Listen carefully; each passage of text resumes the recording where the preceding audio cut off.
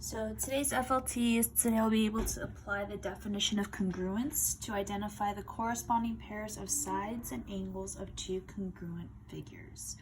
So two important key terms here is congruence. Congruence means the same size and shape, and then corresponding just means the pairs, so how they match up. So if I have two triangles and I have triangle ABC is congruent, so it's an equal sign with a squiggly on top, is congruent to triangle DEF, then the corresponding sides and angles are congruent. So that means if triangle ABC is congruent to triangle DEF, triangle or side AB is congruent to side DE.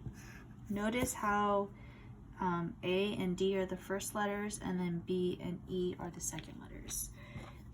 Oftentimes you'll see like this little marking like this, and when you say sides are congruent, you write it as side AB with the line on top is congruent to side DE.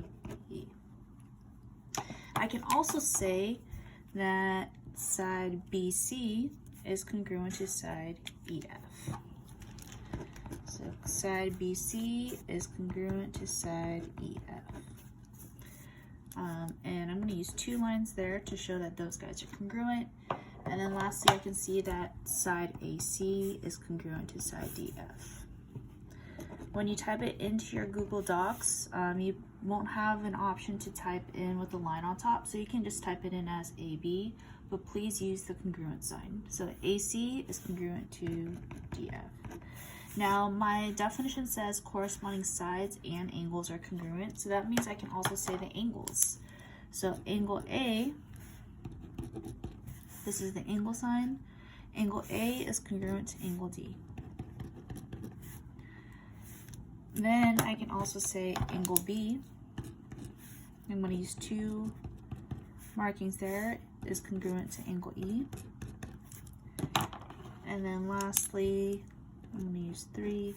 Angle C is congruent to angle F.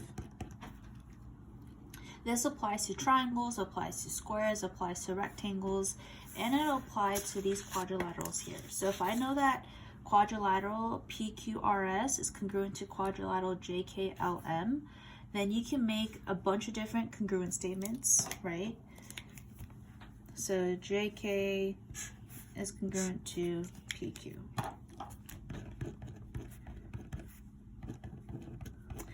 Now, because there's four sides in a quadrilateral, that means you should have four statements for the sides.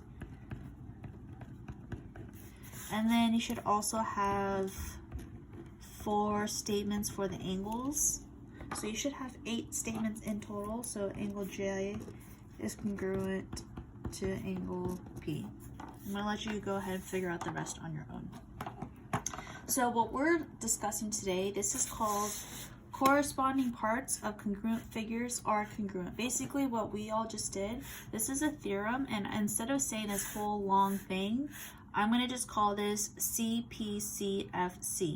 Corresponding parts of congruent figures are congruent. And what this theorem states is that if two figures are congruent, then the corresponding sides and angles are also congruent. Okay, let's go ahead and take a look at our notes. So exploration number 2 is triangle ABC is congruent to triangle DEF. Then we have these triangles here, so I'm going to go ahead and label them. So side AB is congruent to side DE. Side BC is congruent to side EF. And then I'm also going to mark the angles. So A is congruent to D. B is congruent to E. And then F is congruent to C. So here, find the side of DE. So if I have two letters like this, that means I'm talking about a side. So DE, I want to figure out what this guy is. Well, this pink side corresponds with AB, and if AB is 2.6 centimeters, that means DE is also 2.6 centimeters. Find the measure of angle B. We want to look for this guy right here. So if I look on this triangle, I know B corresponds with E. E is 65 degrees, that means B also has to be 65 degrees.